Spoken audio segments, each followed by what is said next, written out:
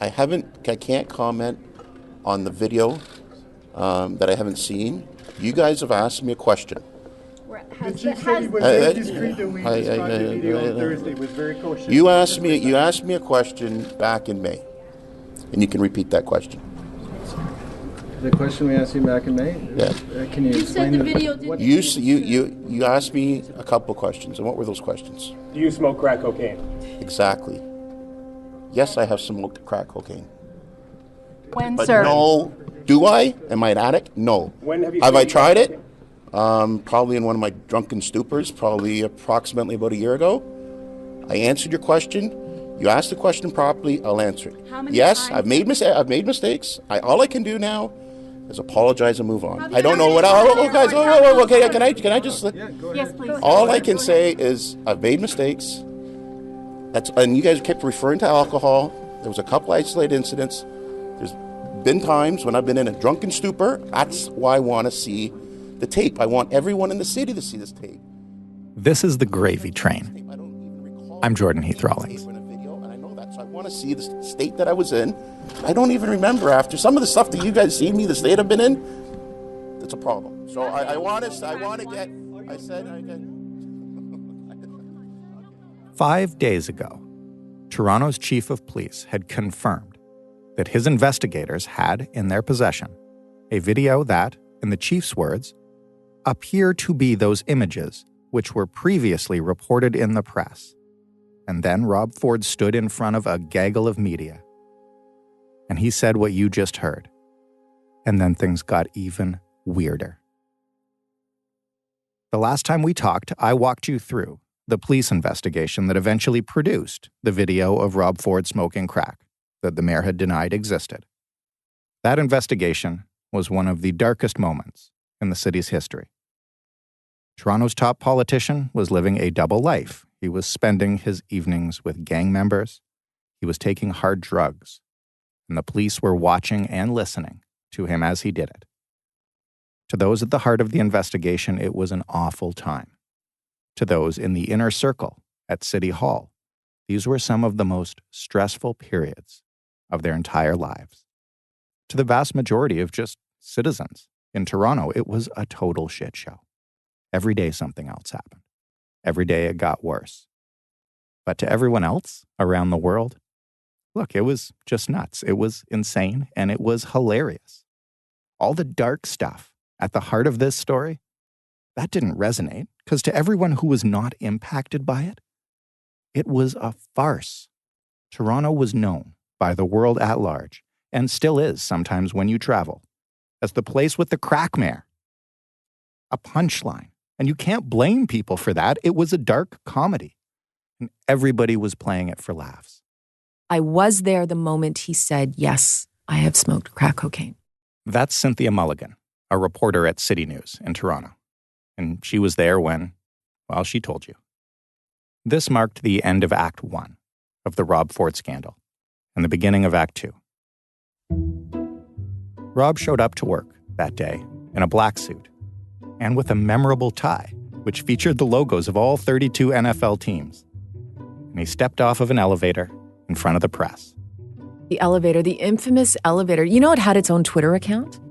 If you walk through the front doors of Toronto's City Hall, you find yourself in a wide-open, circular space. There are staircases and various hallways going off to all sides.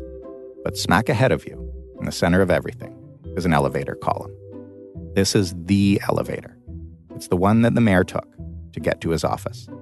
It's one that's supposed to only be used by the mayor and Toronto councillors. And that elevator became a character in this story. And you would watch which floors the elevator was starting on, because you knew if it was coming from the ground floor, it probably wasn't him. So you would watch to see if it was coming from the basement, where it was coming from. And so many times we'd spring to attention. Oh, and if security started coming, you kind of figured that's a sign because they know he's coming, so they're there to manage. But sometimes, we'd get a false alarm and the doors would open and nobody would be there and we're like, ah. Or other times, some poor, resident would, some old lady would get off and she'd see us all and all the cameras are on her and the lights and she'd be horrified. It became a little bit of a private joke for weary journalists who were looking to amuse themselves at times. There was no glamour in covering Rob Ford.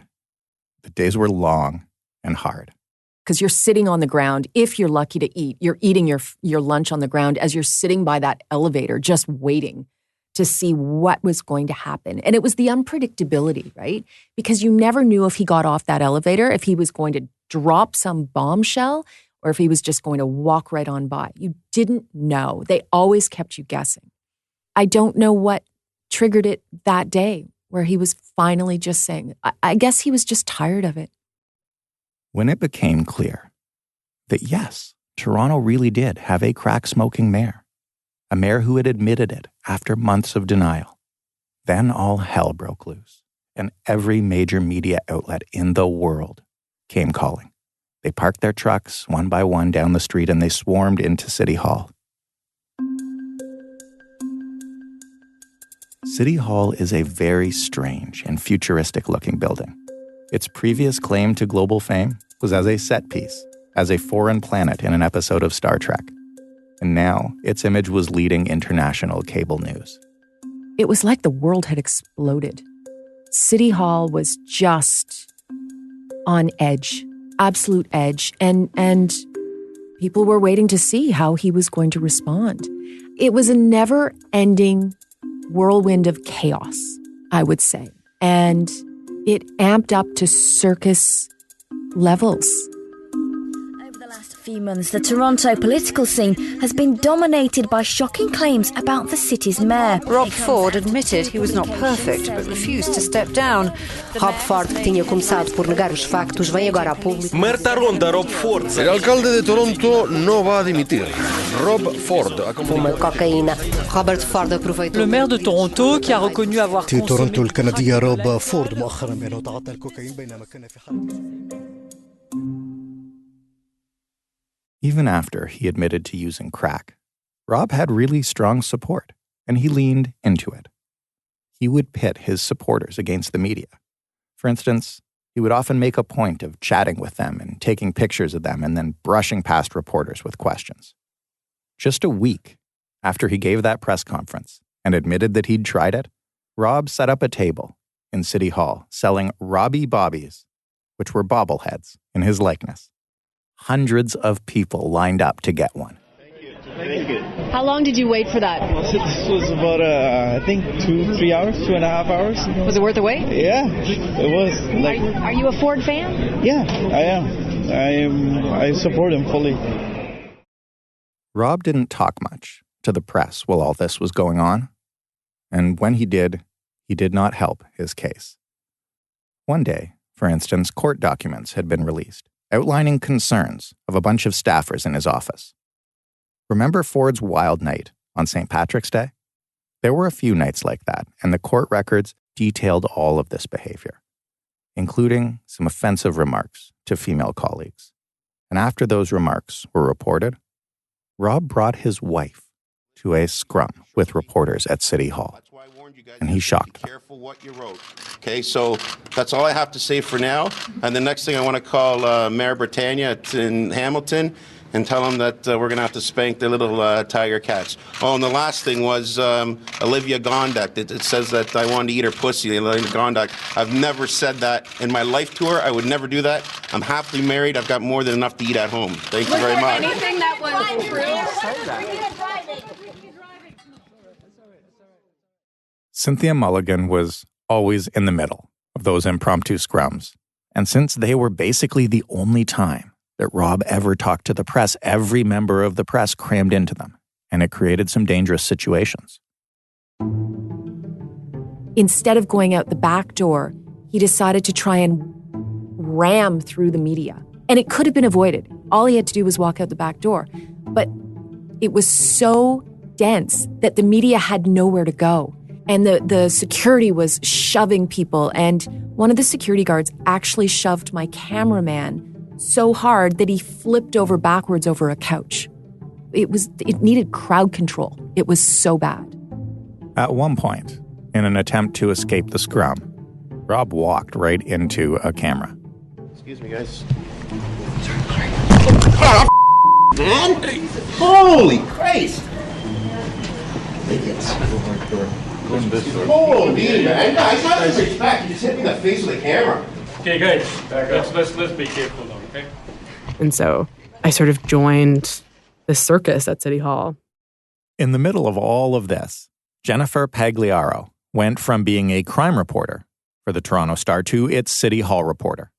And if there was anyone who had the background on the guy she'd be covering, it was the reporter who worked on Project Brazen 2. But even Jennifer wasn't ready for the mess that was waiting at City Hall.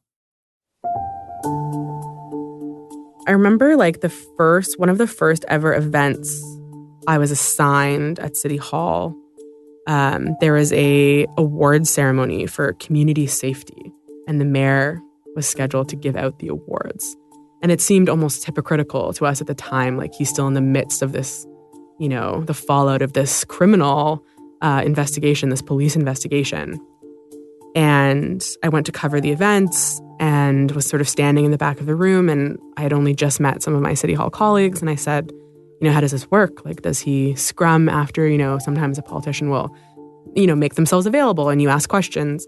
And they all sort of laughed at me and were kind of joking about hoping that I had worn good running shoes. And I said, what do you mean? And when the event finished, he moved faster than I've seen any politician ever move up a side staircase. And all of my press gallery colleagues went running after him. And so I just went running after him too. And I had my recorder out and we were trying to ask him questions about the investigation, about the election, about everything that had been going on.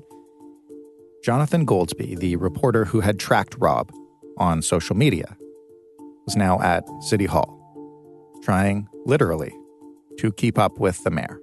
But what I remember so much about covering Rob Ford was the physical element of it, the actual amount of physical running involved, the amount of jostling and shoving, and actually, because there were so many fucking people trying to get into this tight space, either in the mayor's office or into the space outside the mayor's office, where you're trying to get a clear view of Rob Ford, ideally hear what he says, and even better, ask a question. But it was physically intense in a way you don't expect political reporting to be. Like I said at the beginning of this podcast, this entire time was devastating for the city. Our mayor was a drug user, and he wasn't stopping. City council had devolved into reality television. Every nightly newscast was led by whatever random thing that Rob had said or done or reportedly said or reportedly done that day, or even most days by video of him literally running away from the media and into his office. Ford supporters and Ford haters began to move more fully into their respective camps. City council in Canada is supposed to be the one level of government without partisanship. But there was no question the council and the city were utterly divided. It was tough. But if you were watching from afar, with no skin in the game, then, yeah, the whole thing was hilarious.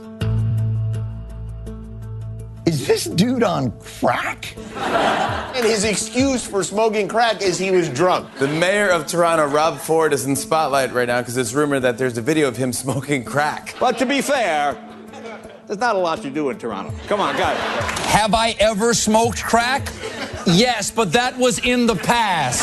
The mayor was charged with being way too exciting for Canada. Move it, partner!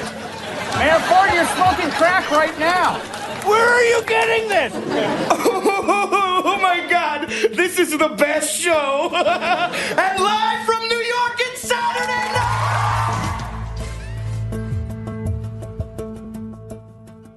Life as a late-night punchline wasn't easy for the people in City Hall who didn't smoke crack, and they began to look for ways to get rid of Rob, or at least to distance themselves from him. The most obvious sign of this was on Rob's staff, which had by now lost almost all of its original members. Councillors, meanwhile, began fleeing his executive committee, some by choice and others because they spoke out about Rob's behavior, and he asked them to resign. Council's first public attempt to condemn Rob was figurative. They turned their backs on him during a council session, almost all of them. It made for a good visual, and it made a good point, but it didn't actually do anything. Rob was very much in charge. They needed to figure out a way to get the city, if not back on track, then at least functioning despite its mayor.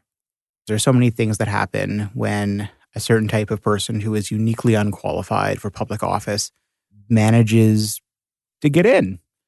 And, when you start to see just how resilient or not resilient your democratic institutions are. That's Jonathan Goldsby again. What city councilors and the city at large quickly learned was that there wasn't a process in place for the city to remove a mayor. So city council figured out how much they could do. They figured out they can take away the powers that were granted to the mayor by their own bylaws. And they did that. They removed as much of that as they possibly could, and they just sort of parked it with the deputy mayor for the time being. Right. But there are things like if Rob Ford wanted to chair a city council meeting, there was nothing anyone could stop him from doing that. He legally had the right to do that, and council couldn't change that. I mean, thankfully, he generally didn't like to do that. But there was, legally representing the city in official events. Like there are certain things that are in law that council couldn't change. It's like, oh, I guess we have a crack mayor now until the election. What a shit show. What a shit show. How can I get out of here? This is going to be bad for all of us. That is Councillor Joe Mihevc. And he might not have agreed with Ford politically on anything. But as you might remember, he sat right near him in council and he called him a friend. And he played in a football pool with him every year. But still, he was one of the councillors leading the charge to strip Rob of his powers for the good of the city. So the person who moved the motion was John Fillion, who sat right beside me here. Then 2 over was where Rob Ford used to sit. So John Fillion was the one who moved the motion, and the motion was the fruit of a lot of conversation on the second floor. When we realized that, regrettably, that this is something that had to be done. City Council voted overwhelmingly in favor of motions that would reduce Rob's role in council to that of a figurehead. 37-5 councillors voted to cut the mayor's budget, and 36-6 voted to transfer many of Ford's deputies and much of his budget to Deputy Mayor Norm Kelly, who would, in effect, run the council. And it had to be driven by that we are in trouble, that it was basic competency issue. It could not be seen to be the progressive side of council ganging up on this guy during a vulnerable moment.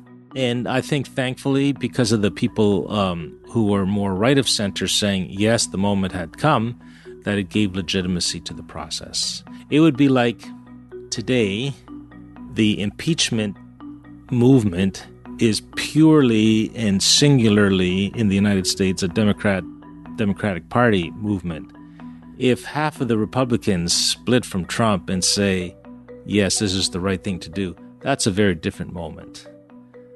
Then it does become one of basic competency in office. That hasn't happened in the States, but it did happen at City Hall, and that's why the motion carried and went forward. It was another wild day. I mean, of so many wild days. I remember the wild day when City Council stripped him of his powers and he basically declared war. That's Cynthia Mulligan again. She was still on the Ford beat. And on the day that council voted to strip the mayor of his powers, the Ford brothers made it clear that they were not going down without a fight. It's not an exaggeration to say that Rob, who'd already been behaving erratically, simply lost it in the face of united opposition from council, including many councillors that he'd normally count among his friends and allies. Rob's brother, Doug, who'd made himself known as Rob's heavy and his confidant, once again came to his defense as Rob faced accusations of substance abuse impacting his ability to govern. Doug called out another councillor, Paul Ainsley, who had recently been stopped by the police and given a warning for impaired driving.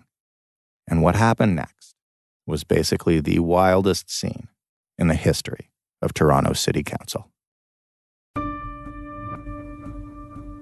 The process of this council, if there's a code of conduct, should be going through the right process. It shouldn't be happening with I'm getting to my question, thank you. Okay, Councillor Ainsley, you got your own issues. Councillor Ford. I wouldn't Ford. be saying too much. Councillor Ford. As Doug was saying what you just heard, Rob was leaning back in his chair, and he was pantomiming, driving drunk. Who do I speak to about the proper code of conduct? Councillor, matters with respect to code of conduct. Stop. Mayor Ford, please stop disrupting the... Belong to one of the accountability officers, probably.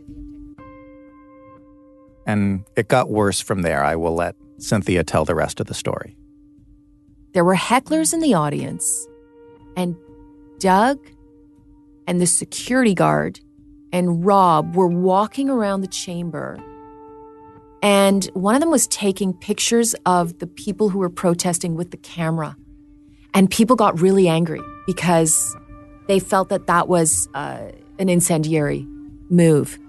And Rob, for some reason, ran across the chamber. I think he was running to help Doug. He thought, because they were on opposite sides, and it did feel like they were inciting the protesters. And Rob all of a sudden started to run towards Doug and literally took out Pam McConnell.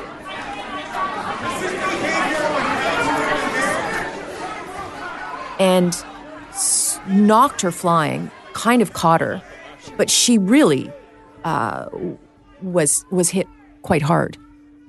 And then he kept going. And she said after, I remember, for weeks that her neck was hurt, that she got whiplash, and it was quite painful. This, folks, reminds me of when I was watching it with my brother when Saddam attacked Kuwait. And President Bush said, I warn you, I warn you, I warn you, do not.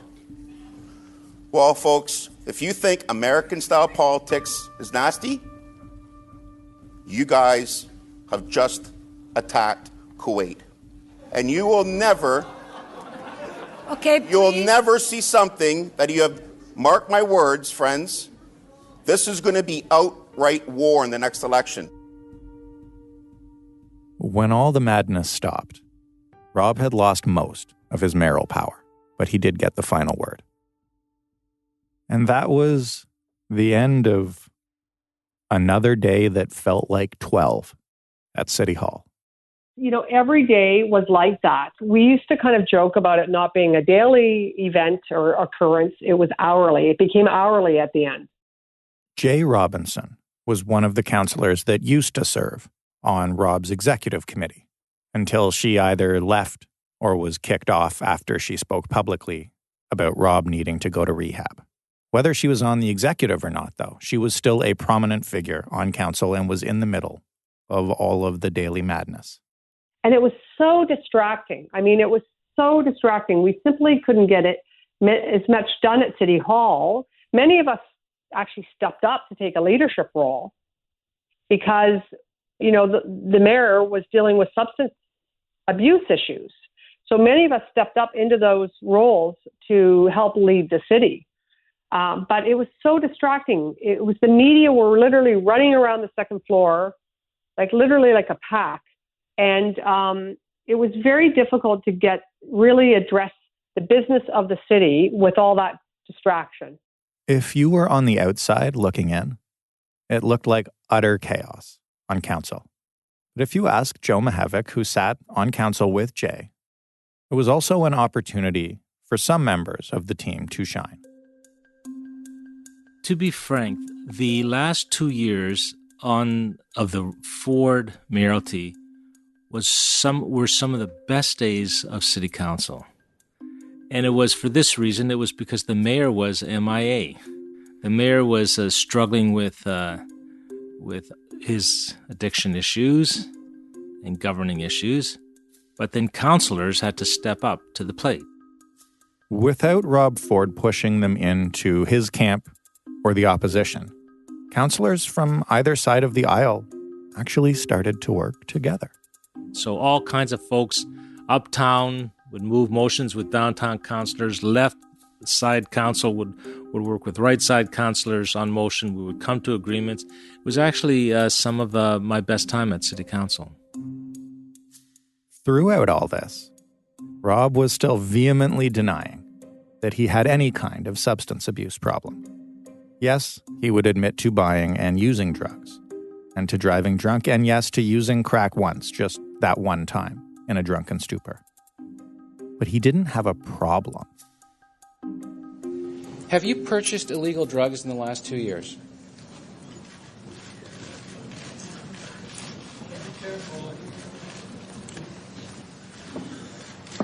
Yes, I have. Thank you. I sincerely apologize. I understand the embarrassment I caused every member of this council. I understand the embarrassment that I've caused every resident in the city. I'm humiliated by it, but I cannot change the past, Councillor Thompson. All I can do is move on, and that's what I'm doing. When Rob mentions the past that he can't change, in a sense, he's referring to that one time more than a year ago, but he's also referring to just 1 week earlier when the Toronto Star had released another video.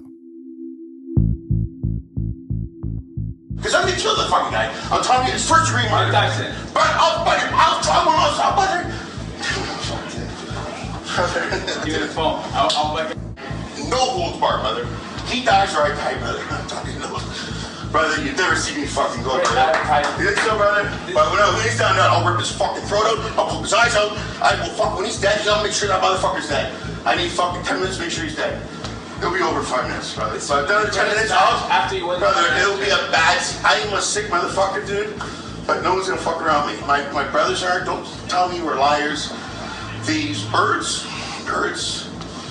Oh, this shit, brother. I just need to go fucking by myself. Wear my fucking underwear. I want to go with this guy. I need 15 minutes. That's all. No fucking interference, brother. If I win, I will fucking donate. These guys are pros, buddy. Yeah? No problem, bro. No problem. I need 15 minutes. I need 15 minutes. Too much time. No, I need 5 minutes. No, I'm not doing it for 5. No. I'm doing it 5. I'm going to prepare for it. In the video you just heard, Rob is pacing back and forth. He's sweaty. He's not quite in the picture. He's talking really fast. He's angry, or at least really excited. It's hard to make out in the tape, but Rob starts off by saying, "I'm going to kill that fucking guy. I'm telling you, it's first-degree murder." There are a couple of people off camera who can be heard clapping and encouraging him. And he says, but when he's down, I'll rip his fucking throat out. I'll poke his eyes out. I will fuck. When he's dead, I will make sure that motherfucker is dead. I need 10 minutes to make sure he's dead. Rob's response to this, when the tape was made public, is that he was a well-known wrestling fan. And he had been impersonating Hulk Hogan. Which kind of makes sense by the way he was saying brother. He's certainly talking about combat. It might have been that, but there was another video. Try, man. That takes me around 5 months, man. Bumble clock, man. I said, well, me and him, man. Her eyes clock, blah, blah, blah. Leave me alone, man. They got 5 months, man. And him trying to tell me, bro, we're counter surveilling the guy, you know what I mean? He's hiding here, I'm hiding here, oh, we don't, fuck, how much money that cost, man? I said, bro, just cut some. No, man, no money, man. Cha! That bumble clot, man. I said, you know what, your eyes clot, but I swear to God, man, honestly, man. Son, this is the goal, man. This video was shot in a restaurant called Steak Queen in Toronto's West End, late at night. Rob is rambling incoherently again. I'm not going to quote what he says because he's attempting to speak Jamaican patois, and I am not going to do that. Rob admitted that he'd had a little bit to drink. Amidst this frenzy, over video after video, Rob went global. He appeared on Jimmy Kimmel Live. Kimmel had been covering the scandal nightly, so had every other late-night comedy show. But it was Kimmel who scored the interview. And so Rob flew to L.A. to make his appearance on March 3rd, 2014. He sat down on the couch and called himself an average, hardworking politician. He was in his usual ill-fitting black suit, but this time he had decided to wear a bright red tie with a matching bright red pocket square. He looked nervous. He was sweating, but he stuck to the script. And you give your phone number out to people, and I imagine you've probably been doing that the whole time. Yes, you gave it to me already. And is that a good idea? I mean, don't you get a lot of crank calls and not know what's happening? Never. It's I give my number out because you're the boss. And when you say jump, I say how high. The taxpayers here want service, and I don't believe in going through all the bureaucrats. Call Rob Ford. I guarantee I'll return your call, and I'll go right to your front door to serve you. I've been doing it for 14 years. Realistically, how high can you jump? Trust me. Now, you'd be surprised how fast I can move. I have to say, people seem very angry that I was having you on the show tonight. People from Toronto, on Facebook, on Twitter. This is disgusting. Having our embarrassment of a mayor on your show is a slap to all Torontonians. Really disappointed you're giving this abusive exploiter the time of day, Jimmy. I hope you remember that clown you're about to trot out is a very sick, very bad man. You know about Rob Ford's domestic abuse, drunk driving, racism, homophobia, and inability to tell the truth, too, right? Is there any validity to any of these things? I mean, is that all I got? No, you got a lot of them. They don't talk about... You may have set a record. I guess they don't talk about all the money I've saved, how we straightened up the city. They say you didn't save money. They say it's something you say, and I have no idea if you saved money. I guess the city manager... It's not me, it's the city manager. Ford had walked out onto the set, throwing Ford Nation T-shirts to the crowd and posing. And he sat down, and Kimmel laid into him with some vicious one-liners. Are you homophobic? No, I'm not homophobic. Do you think if you had more gay friends, you would not wear that tie? You are sweating a lot. Let me get you some tissues here. No, we're good. We're good. Do you mind if I dab you, Mr. Mayor? Last week, you dared the police chief in Toronto to arrest you. Now, this is after you told me you were coming on the show, and I was like, no, don't arrest him now. Put the video out. And so, you know what? Look what happened to Kim Kardashian after her video came out. I mean, and I hate to do this to you, but last night, you, and given you were with some of your friends and your brothers and stuff, but this is from your dressing room last night. You'll notice the dessert plate has been devoured. The vegetables remain untouched. It was embarrassing, to say the least. And when Ford got back to Toronto, there were more of his usual shenanigans. In fact, the pace seemed to increase. Kevin Donovan, the investigative reporter at the Star, was the first to get the scoop on this one. He'll tell us about an evening from March of 2014, 2 days after Rob was on Jimmy Kimmel. I was contacted by and I apologize because I can't, this is a really, really deep source. And the source told me that I needed to talk to person X. And I went to talk to person X, and over a period of a couple of weeks, I learned that there was an audio recording of this particular night. But what happened on that night, and it is close, Ford was on Jimmy Kimmel, as you said, and he had just come back. And he was driving around in his big black SUV, and he had a bunch of people with him. Those people included Rob's driver and fixer, Sandro Lisi, and a friend of his from high school named Bruno Bellissimo. And Ford likes to drunk dial. And he was driving and presumably, hopefully using hands-free, but he was talking to people and just calling people and saying all sorts of like wild things. And this was all recorded on a recording, which I was able to listen to. According to Kevin's reporting, during one of those calls, Rob said, "Nobody sticks up for people like I do." He then goes on to use words that I won't repeat, referring to Jewish, Black, and Italian people. Then, "I'm the most racist guy around. I'm the mayor of Toronto," he famously said. But then, afterwards, they go to Mayor Ford's home. And so now it's very late at night. He's high on drugs, drunk, I'm not sure which or what combination. And they go into his basement. At this point, the tape that Kevin was reporting from had ended. And from here on, he's relying on interviews from people who were there in the Ford home that night. Well, first of all, he walks in the door with Bruno Bellissimo. And Bruno has a bunch of fast food that he's bought because they're all really hungry. And for no apparent reason, Rob suddenly hits Bruno in the face, like hard, twice, boom, boom. And the French fries and hamburgers go flying. They gathered up the food and went downstairs, where Ford said, "My kids aren't home, so don't worry." And then they started drinking. And Mayor Ford, according to my sources, Mayor Ford's wife, Renata, is there. And he says to an individual, and I'm not going to use the actual language, but you can have sex with my wife, basically. And then there's another discussion where Mayor Ford says, apparently, that, my wife lets me have sex with girls, with women in front of her all the time. So it's just the worst behavior is described. Some of it on tape, which I heard, and some just from sources who were there.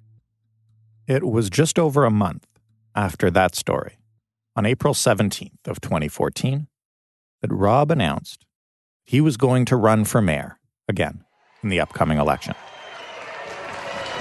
By re-electing me, friends, by re-electing me on October 27th, the people of Toronto, you folks, will continue to have the most open, honest, fair, hard-working mayor that this city has ever seen. 2 weeks after Rob made his announcement, the National Post published a story about another tape. The Post reported that someone in an Etobicoke bar right across the street from Rob's mother's house had recorded the mayor's drunken banter. The tape included things like Rob complaining about the candidates for an upcoming provincial election, and also saying that if he loses his re-election bid, he will be out of here. He'll go to California because, quote, the city's going to get fucked so bad, they're going to say, thank you. Then, another male voice comes on the tape and asks Rob about another candidate in the race, his colleague Karen Stentz. And Rob responds, I'd like to fucking jam her, but she don't want it. I can't talk like this anymore. At that point, a female voice can be heard, and Rob says, I'm so sorry. I forgot there was a woman in the house. We asked Karen Stentz how she felt when she heard about Rob's remarks. I want to ask you about the tape now that the National Post got. Did they call you right after they got it? They did. What did they tell you? Say you play it for you? No, actually. And part of what no, so they didn't. They just told me what he had said. And if they had played the tape to the conclusion, actually, because at the end he said, but I don't think she'd want to. Because the tape was, I'd like to, I want to jam Karen Stentz or Councillor Stentz. I can't remember exactly what it all was. And it was clear that he was being taped. And he didn't know he was being taped. And I don't know why anyone would tape that. But if you got to the actual end of the tape, he said, but I don't think she'd want to. So he was at least that's self-aware. And if I listened to the whole tape, I probably would have focused on that as opposed to the beginning of the conversation. And it was so ridiculous. It was just the whole thing was just so ridiculous. And in hindsight, I should have handled it differently, but and just dismissed it as ridiculous. And I should have actually stood up for the fact that he was taped without knowing, because I don't think that was a good practice, and I don't think it should have been a story. But instead, I bought into the story that he'd said something lewd, and I say that because in all the time that I did work with him, there was never a situation where I felt uncomfortable in his presence because of anything that he may have thought or felt about me. That was one of two stories that broke on April 30th, 2014, about Rob Ford. The second story ran in the Globe and Mail. It was about another video. This time, The Globe had screenshots to back up their reporting. It was very clear from the pictures and later from the video what was going on. One of the screenshots is of a cell phone in the room displaying the date, which was only 4 days earlier. The video was reportedly shot by a self-professed drug dealer in Rob's sister Kathy's basement. Rob is wearing a white shirt and a dark tie, and he's holding a long copper pipe. He can be seen exhaling a cloud of white smoke, shaking his right hand and shuffling back and forth. And then the camera pans around the room, and a man that looks very much like Sandro Lisi can be seen sitting in the background. In the hours after that story broke, Rob's lawyer announced the mayor was taking a leave of absence from City Hall and from his campaign. And the very next day, Rob left for rehab, and his brother Doug gave an emotional press conference. Rob was very emotional when he told me the hardest thing about this is he knows he let people down. I told Rob that everyone knows someone who has faced these challenges, and I know they will wish him well in a speedy recovery. And I also believe this with even people that may not have the same political stripes as Rob does. I love my brother.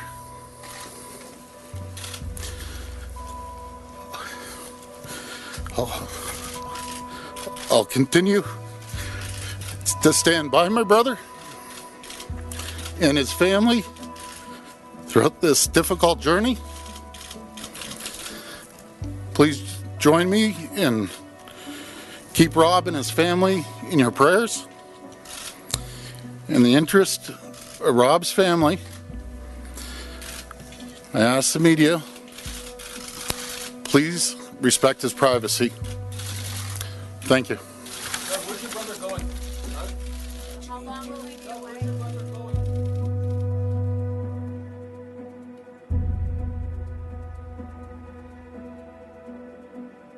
Next time on the gravy train, a sick man tries to get better. For a long, long time, I resisted the idea of getting help. He had an issue with, alcohol. You don't heal from an addiction by taking an extended week away. When people realized crack cocaine, then it felt like it was open season in a new way. When he saw that, he went into his office and put his head down on his desk and sobbed. I could have done more. I should have done more. I didn't do more because I couldn't stomach it anymore. My family is a very close family, a very tight-knit family. Something really fucked up happened to that neighborhood in the 80s, and it's kind of an underappreciated part of the Ford story.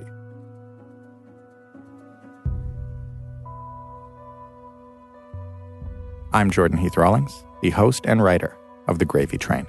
Stephanie Phillips and Annalisa Nielsen produce, edit, and stitch every episode together. Ryan Clark is also a producer, and he mixes and masters this entire podcast. Claire Broussard and Amal Delich provide editorial guidance. Daniela Giantommaso and Rob Purchase handle archival sourcing. Audio credits for this episode include Jimmy Kimmel Live. This hour has 22 minutes. Saturday Night Live, Euronews, The Tonight Show with Jimmy Fallon, as well as The Tonight Show with Jay Leno, and The Colbert Report. Our production assistants are Lucas Ionetta and Matthew Morrow. You can find The Gravy Train, the other podcast I host, The Big Story, and almost a dozen more at frequencypodcastnetwork.com or wherever you get podcasts.